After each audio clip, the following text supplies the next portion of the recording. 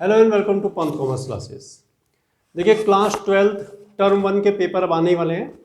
इसी को ध्यान में रख करके हम आपको एक सैम्पल पेपर या टेस्ट पेपर के थ्रू प्रैक्टिस करवा रहे हैं, जिसमें हम एक पार्ट ऑलरेडी अपलोड कर चुके हैं, जिसमें 20 क्वेश्चन हमने सॉल्व किए थे। आज हम 20 क्वेश्चन जो बाकी आगे के हैं उनको सॉल्व करेंगे। पेपर जो हम करवा रहे हैं वो आपको डिस्क्रिप्शन में नीचे लिंक होगा, वहाँ से मिल सकता है, या फिर हम जब सॉल्व करेंगे क्वेश्चंस को तो question side by side appear होते चले जाएंगे, वहां से भी आप देख सकते हैं। तो देखिए आज के क्वेश्चन हम शुरू करते हैं। 21वां क्वेश्चन है सबसे पहले, और क्वेश्चन में क्या लिखा गया है देखिए, assertion and reason based question है। इससे रिलेटेड भी हम पहले ही 2-3 वीडियो डाल चुके हैं असर्शन रीजन बेस्ड क्वेश्चन की, शेयर्स में, एडमिशन में, वो आप देख सकते हैं। क्लास 12 की प्लेलिस्ट में आपको वो मिल जाएंगे। तो देखिए असर्शन, पहले असर्शन है फिर रीजन है। असर्शन होता है कि अकाउंटिंग स्टेटमेंट जो करेक्ट भी हो सकता है और इनकरेक्ट भी हो सकता है। तो यहाँ असर्शन क्या है कि amount received as premium on shares is credited to a separate account called security premium reserve account. तो ये तो असर्शन बिल्कुल ठीक है कि जो पैसा हमें मिलता है सिक्योरिटी प्रीमियम का या शेयर प्रीमियम का, वो हम एक अलग सेपरेट अकाउंट में सिक्योरिटी प्रीमियम रिजर्व अकाउंट बना करके डाल देते हैं। रीजन है it is a capital profit and not a revenue profit. क्यों डालते हैं? क्योंकि ये कैपिटल प्रॉफिट है, रेवेन्यू प्रॉफिट नहीं है। तो ये रीजन भी सही है। तो आंसर इसका ए हो जाएगा, यानी कि both assertion and reason are correct and reason is the correct explanation of assertion. Question number 22 देखिए, क्वेश्चन नंबर 22 क्या है, जेड लिमिटेड ने 20,000 शेयर 10 रुपीज के 2 रुपए के प्रीमियम पर इशू किया। To be paid as given below. Application 3 रुपये, allotment 5 including premium, first call 2, balance on final call. Application मिल गई 35,000 शेयर के लिए और प्रोराटा बेसिस पे सभी को शेयर दे दिए। एक्स ने 1400 शेयर के लिए अप्लाई किया था, फुल अमाउंट एप्लीकेशन पर दे दिया। ये एक पैसेज है, इसके बेसिस पर आपको 2 क्वेश्चन 22, 23 इनका आंसर करना है। तो क्या है 22 क्वेश्चन? आपसे पूछा गया है कि amount received on application will be, application पर कितना पैसा मिला। तो आप इसको निकाल लें। देखिए एप्लीकेशन पर आपको 35,000 शेयर की एप्लीकेशन है। आप ये मत सोच रहे कि हमने तो 20 इशू किए। आपने 20 इशू किया पर एप्लीकेशन तो 35 की लाई ना, तो आप पहले रिसीव कर लेंगे उनको। 35,000 इंटू 3। अच्छा, इसमें एक शेयर होल्डर है जिसने एक्स है, जिसने 1400 शेयर आपसे मांगे और पूरा पैसा शेयर का वहीं पर दे दिया। तो उसके पैसे भी आप जरा ले लें। 1400 कितने लेंगे? शेयर 10 रुपए का है, 2 रुपए प्रीमियम है, तो 12 रुपए हो गए। उसने पूरे 12 रुपए दे दिए, तो उसके 3 रुपए तो इसमें इंक्लूड होंगे, क्योंकि 35,000 शेयर पे उसके 1400 इंक्लूड है, तो 3 रुपए तो ये आएगा यहाँ पर। बाकी 9 रुपया आपने उसका और अलग से लेके जोड़ना होगा। तो 35,000 इंटू 3 1,05,000 हो गया, और 0 0 14 9 जा 126, तो 1,17,600, यानी कि आंसर आपका आ गया सी। सी करेक्ट आंसर है। ठीक है, ये हो गया। अब आते हैं क्वेश्चन नंबर 23 पर। 23 में पूछा है इसी पैसेज से कि amount transfer to calls and advance will be. Calls and advance में कितना पैसा जाएगा? तो पहले तो ये देख लें कि जो टोटल कॉल आई है उसमें भी कुछ, जो टोटल पैसा आया एप्लीकेशन का उसमें से भी कुछ जाएगा कॉल्स एंड एडवांस में या नहीं। देखिए एक्स का तो जाएगा ही, क्योंकि वो तो सारा पैसा दे चुका है, लेकिन बाकियों का किसी को तो नहीं बनता। अच्छा, यहाँ पर ध्यान रखना है कि जो पैसा अलॉटमेंट में जाता है वो कॉल्स एंड एडवांस नहीं होता। तो आप देख लें एक्सेस कितना आया। पहले 35,000 शेयर आपने इशू किया, आपके पास एप्लीकेशन है, आपने इशू 20 ही किए हैं और 3 रुपये एप्लीकेशन है, तो 15 3 जा 45,000, आपके पास 45,000 रुपये एक्स्ट्रा है। अब अलॉटमेंट ले लो पहले, अगर उसके बाद भी बचेगा तब होगा वो एडवांस। तो 20,000 शेयर इशू किए हैं, अलॉटमेंट विद प्रीमियम 5, यानी कि 1 लाख लेना है। तो ये तो भाई आपका ये भी नहीं एडजस्ट हो पा रहा, तो कॉल से एडवांस नहीं है। ठीक है, यानी कि जो टोटल शेयर है उनमें कॉल से एडवांस नहीं है, केवल कॉल से एडवांस एक्स के लिए चेक करिए।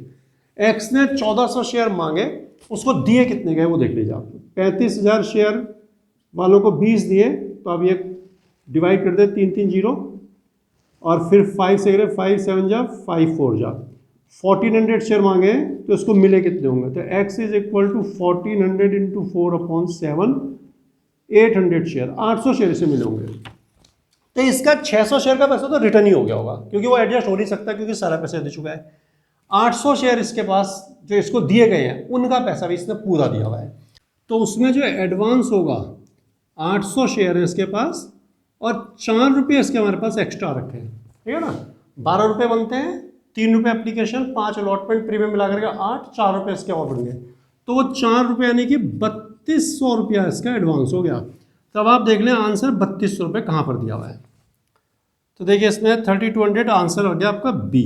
तो ये आपका कॉल से एडवांस हो गया। अब नेक्स्ट देखिए 24 में क्या है, share allotment account is dash account by nature. Share allotment account कैसा अकाउंट है बाय नेचर? रियल है, पर्सनल है, नॉमिनल है, या फिर नन ऑफ दिस, इनमें से कुछ नहीं है। तो देखिए केवल अलॉटमेंट ही नहीं, application, allotment, first call, final call, जितने भी कॉल है, ये सभी अकाउंट पर्सनल नेचर के होते हैं, पर्सनल अकाउंट होते हैं, क्योंकि रिप्रेजेंट करते हैं कि कितना पैसा हमने शेयर होल्डर से लेना है। आप जब ड्यू करते हैं तो आप करते हैं share application account debit to share capital account, share allotment account debit to share capital account. तो ये बताते हैं कि जो एप्लीकेशन का पैसा वो शेयर होल्डर से हमने लेना है, इतना पैसा हमने शेयर होल्डर से लेना है। तो वो एप्लीकेशन, अलॉटमेंट, कॉल का पैसा रिप्रेजेंट करता है उन शेयर होल्डर्स को, रिप्रेजेंटेटिव पर्सनल अकाउंट हुआ। तो आंसर इसका आएगा आपका बी, पर्सनल अकाउंट है। एप्लीकेशन भी हो सकता है, अलॉटमेंट जरूरी नहीं है, अलॉटमेंट के अलावा एप्लीकेशन पूछे या कॉल पूछे, पर्सनल ही होगा। नेक्स्ट देखिए क्वेश्चन नंबर 25 में है कि एक्स लिमिटेड ने फॉरफिट किया 500 share of 100 each issued to A due to non payment of first call 20, final call 25।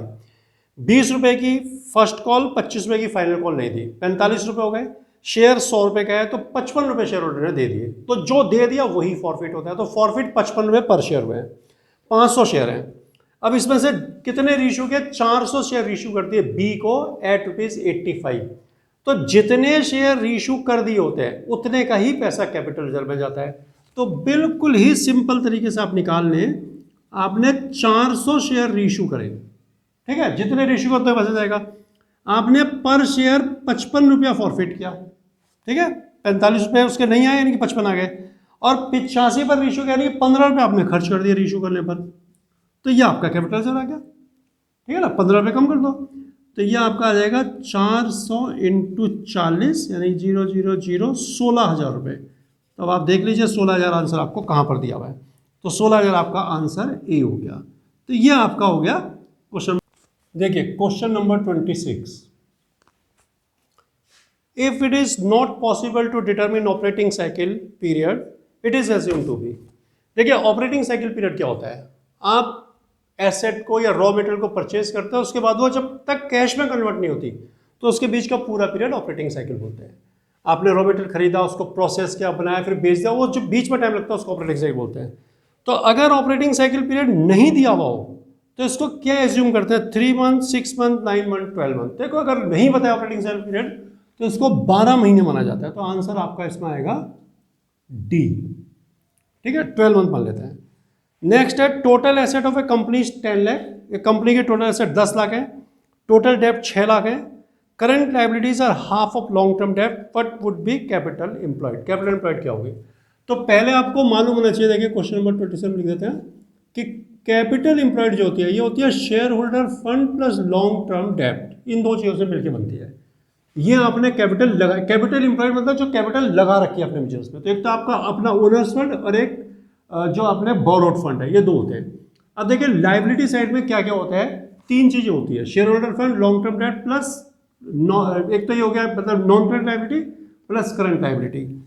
तो ये 3 चीज़ें होती हैं। तो इसमें से आपको बताया कि टोटल एसेट कंपनी की 10 लाख है, तो टोटल लाइबिलिटी और टोटल एसेट बराबर होती है। तो इसका मतलब हुआ कि टोटल लाइबिलिटी आपकी 10 लाख है, ठीक है, ये टोटल लाइबिलिटी 10 लाख आ गई। अब आपको दिया हुआ है टोटल डेप्ट, ठीक, और टोटल डेप्ट आपको दिया हुआ है, तो आप क्या लिखेंगे? Total liability equal to share holder fund plus total डेप्ट। टोटल डेप्ट यानी कि non current liability plus current liability, तीनों चीज़ होगी, और प्लस शेयर एप्लीकेशन में नहीं, पेंडिंग अलॉटमेंट कोर्स में नहीं, तो उसको कंसिडर नहीं करते। तो टोटल लाइबिलिटी आप लिखे 10 लाख रुपए। शेयर होल्डर फंड आपको मालूम नहीं है, लेकिन टोटल डेप्ट आपको दिया है 6 लाख है। तो इसका मतलब क्या हो गया कि this implies that share holder fund is equal to ₹4 lakh, 4 lakh रुपए हो गया शेयर होल्डर फंड, ठीक है, शेयर होल्डर फंड 4 लाख रुपए है। अब आपको ये जो 2 चीजें उसमें से एक मालूम पड़ गया, आपको लॉन्ग टर्म डेप्ट की जरूरत है। आपको दिया टोटल डेप्ट, आपको चाहिए लॉन्ग टर्म डेप्ट। तो कैसे निकलेगा लॉन्ग टर्म डेप्ट वो देखिए। इसके लिए आगे इन्होंने क्लू दिया हुआ आपको कि current liabilities are half of long term डेप्ट। करंट लायबिलिटी लॉन्ग टर्म डेप्ट की हाफ है। तो अगर current liability, if current liability is x, तो देयरफॉर लॉन्ग टर्म डेप्ट इज इक्वल टू 2x। तो दोनों को अगर जोड़ दें x प्लस 2x, तो टोटल डेप्ट हो गया आपका 6 लाख रुपया। तो 3x इक्वल टू 6 लाख। तो this implies that x is equal to 2 lakh. तो x क्या है? Current liability. Therefore long term डेप्ट आपके हो गए 4 लाख रुपया। ठीक है, ये आपका लॉन्ग टर्म डेप्ट आ गया, शेयर होल्डर फंड आ गया, लॉन्ग टर्म डेप्ट आ गया। तो अब आपको कैपिटल एम्प्लॉयड निकालने में कोई दिक्कत नहीं है। Therefore capital employed long term डेप्ट 4 लाख, शेयर होल्डर फंड भी 4 लाख, दोनों जोड़ दो तो रुपीज 8 लाख। ये आपके 8 लाख रुपए कैपिटल एम्प्लॉयड आ गई। तो आंसर आपका क्या होगा आप देख लीजिए। 8 लाख कहाँ दिया हुआ है? तो 8 लाख आपको दिया हुआ है बी में, तो आंसर हुआ बी। ठीक है, ये होगा 27। अब आइए आप 28 पर। 28 assertion and reason based question है। Debit balance of profit and loss account can not be shown in asset side of balance sheet. Debit balance को प्रॉफिट एंड लॉस के एसेट साइड में नहीं दिखा सकते। डेबिट बैलेंस मतलब loss का balance. देखिए प्रॉफिट एंड लॉस में डेबिट साइड एक्सपेंसेस की एंड लॉसेस की होती है, तो उसका बैलेंस बचा तो लॉस का बैलेंस होगा।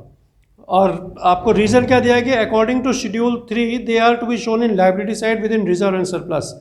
और शेड्यूल 3 में इसको एक्सप्लेन किया गया, रीजन बताया है कि क्योंकि ऐसा क्यों करते हैं, because according to schedule 3 they are to be shown in liability side with in reserve surplus. तो ये भी बिल्कुल ठीक है, रिजर्व सरप्लस में लायबिलिटी साइड में दिखाते हैं उसको नेगेटिव करके, और जो टोटल होता है पॉजिटिव वाला उसमें से इसको लेस। मान लीजिए कि जैसे जनरल रिजर्व और बाकी चीज़ें मिला करके जो टोटल आएगा उसमें से इसको लेस कर लेते हैं, तो वहाँ दिखाना होता है। तो यानी कि आपका रीजन भी ठीक है, असर्शन भी ठीक है, तो आंसर आपका ए ही होगा इसमें भी।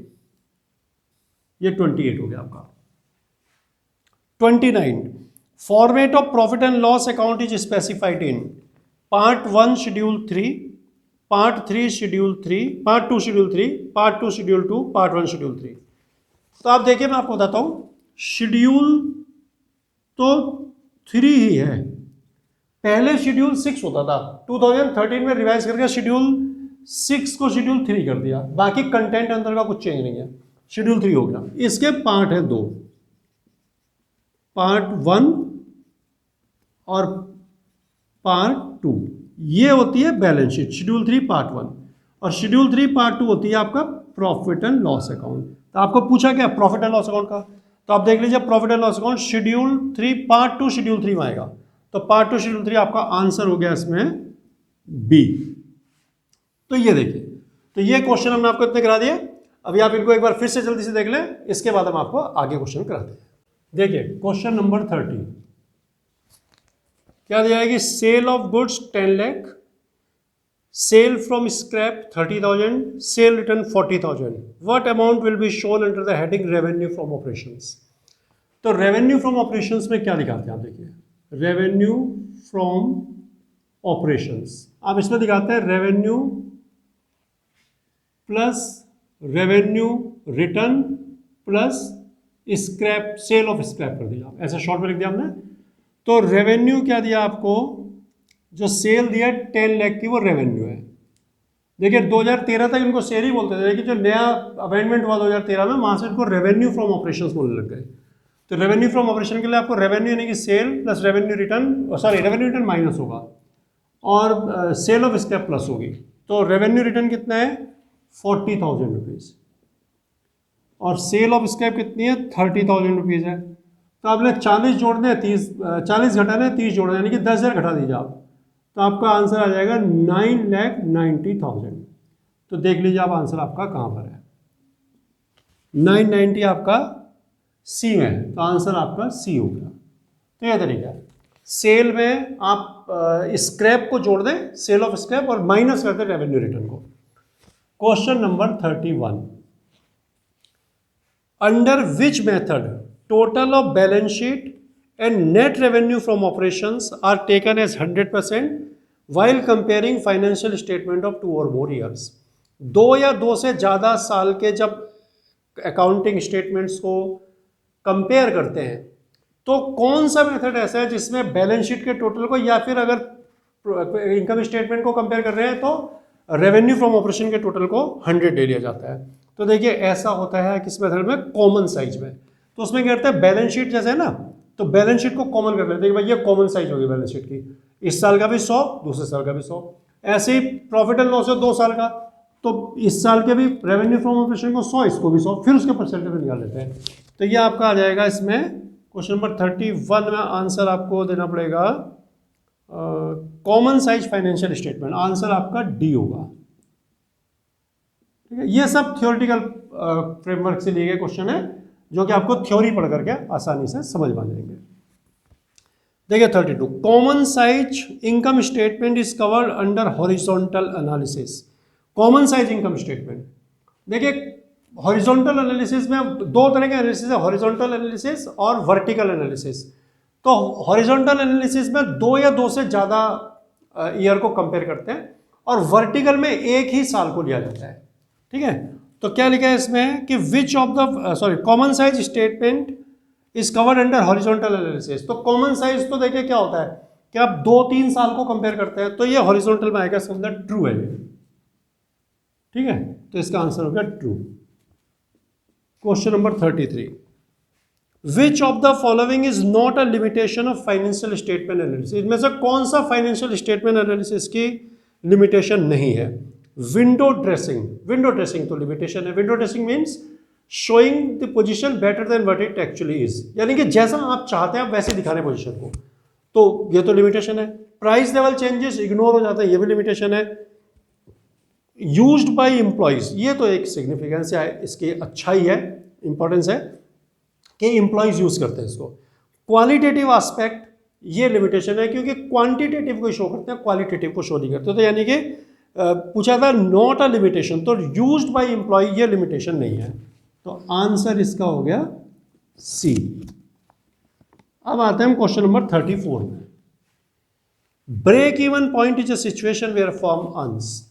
ब्रेक इवन पॉइंट क्या सिचुएशन है, तो ब्रेक इवन पॉइंट वो सिचुएशन है where firm is earning no profit no loss, ना प्रॉफिट हो रहा है ना लॉस हो रहा है, यानी कि जो फर्म सेल कर रही है it is exactly equal to its cost, जो कितना खर्चा वो कर रही है उसी के बराबर उसके सेल हो रही है। तो सेल और कॉस्ट दोनों बराबर है, यानी कि रेवेन्यू और जो उसकी कॉस्ट ऑफ ऑपरेशन है वो सब बराबर आ रही है, यानी कि इसमें आंसर आएगा आपका नो प्रॉफिट नो लॉस। तो आंसर आप लिख दें सी है, इसमें कोई प्रॉफिट लॉस नहीं हो रहा। क्वेश्चन नंबर 35, अब देखिए फिर असर्शन रीजन बेस्ड वाला है। Activity ratios are the tools to gauge efficiency of the business. क्या पूछा गया है कि एक्टिविटी रेशियोज जो है जैसे स्टॉक टर्नओवर रेशियो या डेटा टर्नओवर रेशियो, ये क्या होते हैं, are the tools to gauge the efficiency of the business. ये बिजनेस की एफिशिएंसी को गेज करने वाले, यानी कि मापने वाले, पहचानने वाले टूल्स है। तो बिल्कुल सही है। अगर आपका देखिए स्टॉक टर्नओवर रेशियो है जो दिखाता है कि आपका स्टॉक किस स्पीड से कन्वर्ट हो रहा है रेवेन्यू में, तो जितना ज्यादा होगा उतना अच्छा है ना, तो ये गेज करते हैं उसको, तो ये करेक्ट है, असर्शन इज राइट। रीजन क्या है, it shows the speed with which resources are being converted into cash with the help of fellow businessman. तो रीजन भी सही है कि it shows the speed with which resources are being converted into cash, ये दिखाता है कि किस स्पीड से रिसोर्सेज कैश में कन्वर्ट हो रहे हैं। लेकिन एक्सप्लेनेशन सही नहीं है कि with the help of fellow businessman, साथ ही बिजनेसमैन आपको क्यों मदद करेगा, वो तो आपको काट करेगा बल्कि आपकी, तो आपको अपने एफर्ट से, तो एक्सप्लेनेशन सही नहीं है। यानी कि both assertion and reason are correct, but assertion reason is not the correct explanation of assertion, यानी कि आंसर आपका इसमें बी होगा। ठीक है, अब नेक्स्ट आता है क्वेश्चन नंबर 36। देखिए liquid ratio of a firm is 2:1, it then purchase raw material worth ₹10,000 on credit, its liquid ratio will increase decrease not alter, can't say. एक बिजनेस का लिक्विड रेशियो 2:1 है, it then purchase raw material worth ₹20,000। देखिए ये numerator है, ये denominator है। अब इसने क्या करा बिजनेस ने कि रॉ मटेरियल परचेज किया, तो रॉ मटेरियल तो इन्वेंट्री में या स्टॉक में आएगा, तो अब इस परचेज किया रॉ मटेरियल 10,000 रुपये का। अब पूछा है कि क्या होगा इससे, तो आपको पहले पता होगा कि लिक्विड एसेट क्या होती है, all current assets except stock and prepaid expenses. तो रॉ मटेरियल जो वो तो स्टॉक में इन्वेंट्री में जाएगा, तो इंक्लूड होता नहीं उसमें।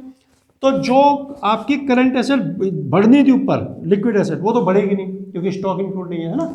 और दूसरा क्या हुआ, आपने क्रेडिट में परचेज किया है, तो क्रेडिट में परचेज करने से आपके क्रेडिटर्स बढ़ेंगे, तो आपका नीचे प्लस हो जाएगा, डिनोमिनेटर बढ़ गया, न्यूमरेटर अनअफेक्टेड है, तो इसके अंदर रेशियो डिक्रीज होगा। ठीक है ना, तो आंसर आपका आ जाएगा इसमें बी, डिक्रीज। तो ये 36 हो गया। देखिए क्वेश्चन नंबर 37, क्वेश्चन नंबर 37 क्या दिया है कि net profit after interest and tax of a firm is 3 lakh. Tax और इंटरेस्ट घटने के बाद प्रॉफिट 3 लाख है, while it was 6 lakh before the payment of interest and tax, और इंटरेस्ट और टैक्स देने से पहले 6 लाख है। टैक्स का रेट अगर 40% हो तो आप बताइए before what would B interest paid by the firm, तो फर्म ने कितना इंटरेस्ट पे किया होगा। तो आप देखिए कि आपको टैक्स निकालना है, आपका profit after interest and tax है 3 लाख रुपया, टैक्स का रेट है 40। तो तरीका क्या होता है, जब प्रॉफिट आपको इंटरेस्ट एंड टैक्स के बाद दे देते हैं तो आप लेंगे profit after interest and tax into rate of tax upon 100 minus rate of tax, तो 60 आ गया, 0 कैंसिल, 50 इंटू 4 2 लाख रुपीज, तो आपका टैक्स आ गया 2 लाख रुपया। तो आप निकालें profit after interest, after interest लेके कि टैक्स तो हम वापस जोड़ रहे हैं ना, तो 3 लाख प्लस 2, आफ्टर का मतलब होता है जो चीज़ घटी हुई है और बिफोर का मतलब नहीं घटी हुई, तो प्रॉफिट आफ्टर इंटरेस्ट आ गया आपका 5 लाख रुपए और बिफोर इंटरेस्ट है 6 लाख रुपए, तो इसका मतलब इंटरेस्ट कितना हो जाएगा आपका 6 lakh minus 5 lakh rupees 1 lakh. Therefore answer आपका आएगा इसमें 1 लाख आपको ए में दिया हो, तो आंसर ए हो गया, ये निकल रहा है आपका। Question number 38, if working capital of a firm is 0 what would B its current ratio. देखिए वर्किंग कैपिटल होती है current asset minus current liability, तो 0 तो तभी हो सकते हैं ना जब दोनों बराबर होंगे, करंट एसेट 10, ये 10 तो 0, 20 वैसे माइनस करोगे तो 0, तो जब दोनों बराबर होंगे करंट एसेट और करंट लायबिलिटी, तो आपका 1:1 होगा, क्योंकि बराबर 10/10 काटोगे 1 आएगा, तो बराबर हो गए तो दोनों आपका करंट रेशियो 1:1 होगा, तो आंसर आपका इसमें सी। क्वेश्चन नंबर 39, देखिए टोटल एसेट टू डेब्ट ratio of A company 4:1, what does it mean. देखिए टोटल एसेट टू डेब्ट, टोटल एसेट टू डेब्ट रेशियो होता है total asset upon long term डेब्ट, ठीक है, टोटल एसेट अपॉन डेब्ट हो गया है, तो इसमें आपका रेशियो है 4:1, ठीक। तो 4:1 होने का मतलब है कि आपके पास एसेट 4 गुना ज़्यादा है आपके डेब्ट से, तो इसका मतलब क्या दिया उन्होंने आंसर में कि lower security to lenders, then lower तो नहीं है क्योंकि जितने के डेटर हैं उनसे तो बहुत ज़्यादा हमारे पास एसेट है, हायर सिक्योरिटी टू लेंडर्स, हाँ ये है, तो आंसर आपका इसमें हो गया बी, कि जो लेंडर्स हैं उनको पूरी सिक्योरिटी है क्योंकि उनका जितना पैसा हमारे पास है उससे 4 गुना ज़्यादा हमारे पास एसेट है। अब लास्ट क्वेश्चन आपका आता है क्वेश्चन नंबर 40,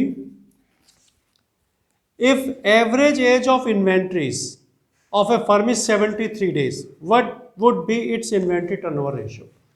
तो देखिए अब एवरेज